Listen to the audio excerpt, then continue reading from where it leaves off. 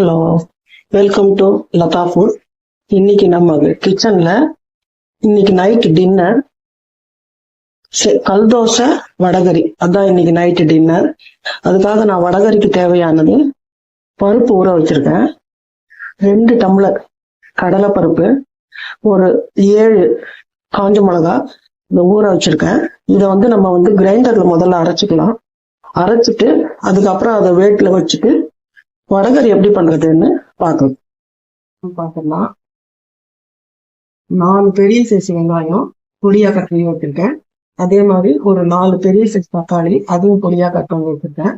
ஒரு 4 பச்சை மிளகாய் வச்சிருக்கேன். இதுக்கு நம்ம சில்லி பவுடரும் போட போறோம், கரம் மசாலாவும் போட போறதுனால காரத்துக்கு ஏற்ற மாதிரி நீங்க சேர்த்துக்கோங்க.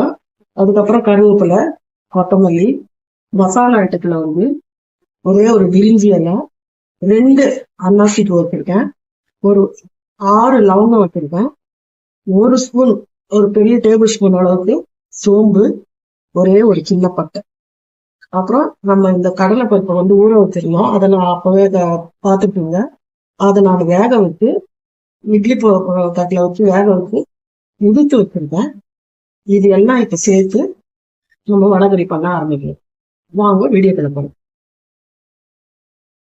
இன்னைக்கு நம்ம சென்னை ஸ்டைல் வடகரி பார்க்கலாமா? அதுக்கு முதல்ல நான் ஒரு 2 டேபிள் ஸ்பூன் அளவுக்கு எண்ணெய் ஊற்றிருக்கேன். இப்போ ஒரு பிரிஞ்சி இலை, பட்டை, லவங்கம், 2 அன்னாசி பூ, சோம்பு கொஞ்சம் வெந்துட்டோம்.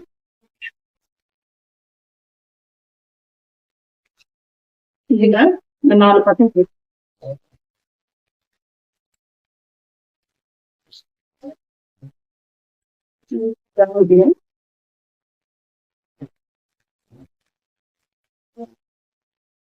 வெங்காயத்தூள்,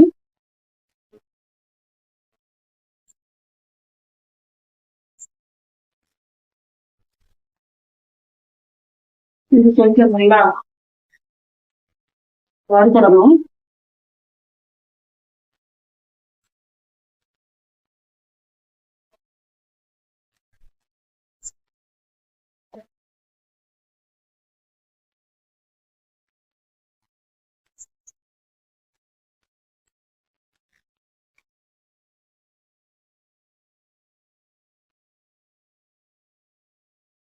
இது கொஞ்சம் உப்பு போட்டோம்னாக்க நல்லா கோல்டு கலர்ல போட்டு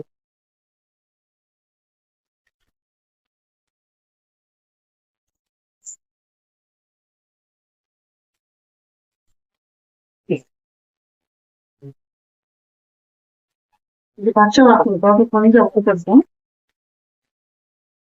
இஞ்சி பூண்டு போட்டு போடும், ஒரு 1.5 ஸ்பூன் போடும்.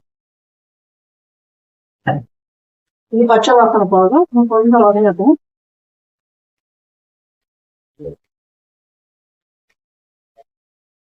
இந்த வெங்காயத்துக்கு தேவையான உப்பு போட்டுங்க.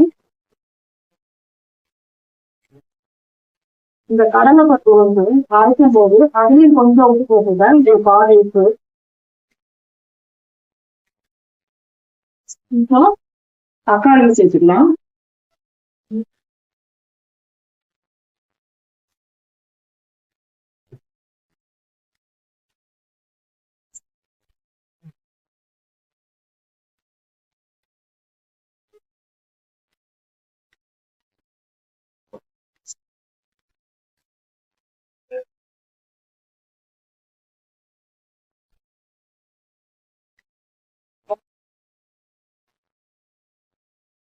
இது கொஞ்சம் நல்லா வதங்கணும். வதங்கி இதுல இருக்கிற எண்ணெய் பிரிஞ்சு வர வரைக்கும் இது கொஞ்சம் நல்லா வதங்கணும். அதுக்கப்புறமா அதுக்கு தேவையான பொருட்கள் எல்லாம் சேர்க்கணும். இப்போ கொஞ்சம் வதங்கி இருக்கு.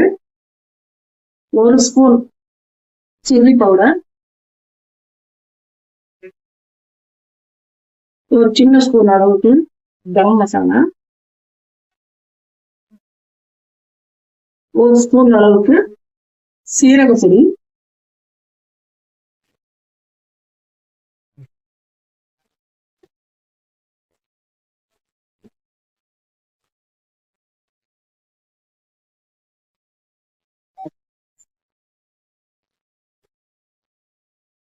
மிளகாத்தூள் எல்லாம் போட்ட உடனே ரொம்ப ஹை ஃபிளேம்ல வைக்கக்கூடாது, தீர்ந்து போயிடும், கலர் மாறிடும். இப்போ நான் சிம்ல தான் வச்சிருக்கேன். இப்போ நம்ம இதுக்கு தேவையான தண்ணியை ஊற்றணும்.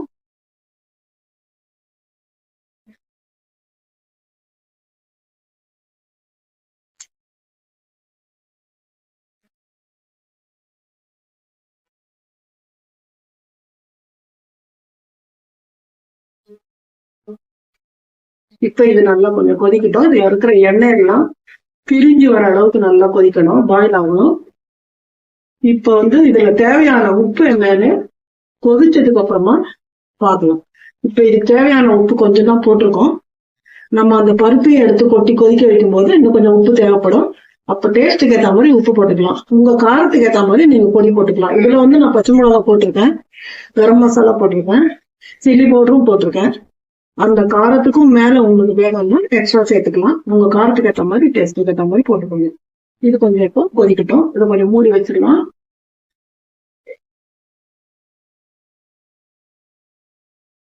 பாருங்க, நல்லா கொதிச்சுட்டு இருக்கு.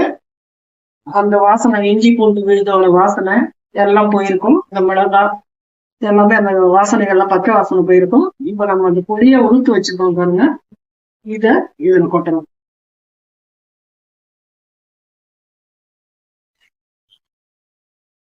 இது இந்த வடகரிக்கு அரைக்கும் போது சில பேர் வந்து ரொம்ப நைஸா அரைக்க கூடாது, டேஸ்ட் போயிடும் அப்படின்னு எல்லாம் சொல்றது உண்டு. ஆனா நல்லா நைஸா அரைச்சாலும் ஒன்றும் ஆகாது, டேஸ்டா தான் இருக்கும். இது பாருங்க, என்னோட எக்ஸ்பீரியன்ஸ்ல நான் சொல்றேன், எப்பவுமே நைஸா இருந்தா இந்த மாதிரி நல்லா பூ மாதிரி வருது பாருங்க. அங்கங்க கட்டி கட்டியா இல்லாம இப்படி இழுக்கும் போது அப்படியே பூ மாதிரி வரும். அதுதான் நல்ல டேஸ்ட் கொடுக்கும். கட்டி கட்டியா இருக்குதுன்னா அவ்வளவா நல்லா இருக்காது. இது சாப்பிட்றதுக்கும் நல்லா இருக்கும், நமக்கு கலர்றதும் ஈஸி ஆயிடும். அது வந்து வேகறதுக்கு நாளை ஆகும்.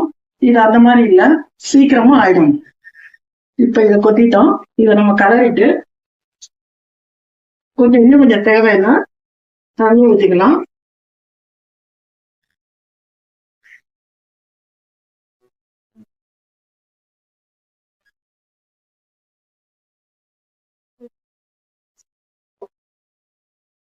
இது பாத்தீங்கன்னா உங்களுக்கே தெரியும், நல்ல வந்து பூ மாதிரி இருக்கும், சாப்பிட்றதுக்கும் நல்லா இருக்கும். இது வேகிறது ரொம்ப ஈஸி. பாருங்க, இது கொஞ்சம் கெட்டியா இருக்கு. நம்ம இன்னும் கொஞ்சம் இதுல வந்து தண்ணி ஊற்றி இன்னும் கொஞ்சம் லூஸ் பண்ணிக்கலாம். இப்படியே கெட்டியா இருக்க விருப்பப்படுறவங்க அப்படியே பண்ணி வச்சிடலாம். ஆனாலும் அது அவ்வளவா நல்லா இருக்காது, இன்னும் கொஞ்சம் தண்ணி விட்டாதான் கொஞ்சம் நல்லா இருக்கும். தண்ணி ஊத்திருக்கேன், உங்களுக்கு பார்த்தா தெரியும்.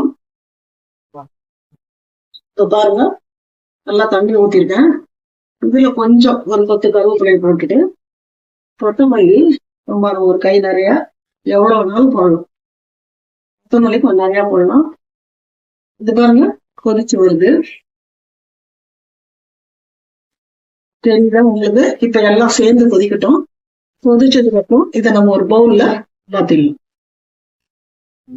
இதை நம்ம ஒரு பவுல்ல மாத்திக்கலாம். இந்த கெட்டியில இருந்ததுன்னா நல்லா இருக்கும் டேஸ்டா. எங்களுக்கு வேணும்னா இன்னும் கொஞ்சம் வெந்நீர் விட்டு லூஸ் பண்ணிக்கலாம். நல்லா கொதிக்கிற வெந்நீரை விட்டு பண்ணிக்கலாம். நல்ல சுவையான வடகரி ரெடி ஆயிடுச்சு. இதே மாதிரி நீங்களும் வீட்டுல ட்ரை பண்ணி பாருங்க. என்னோட டேஸ்ட் பிடிச்சிருந்ததுன்னா என்னோட லதா ஃபுட்ஸ் சேனலுக்கு சப்ஸ்கிரைப் பண்ணுங்க, பக்கத்துல இருக்கிற பெல் பட்டனை கிளிக் பண்ணுங்க, ஷேர் பண்ணுங்க. தேங்க்யூ.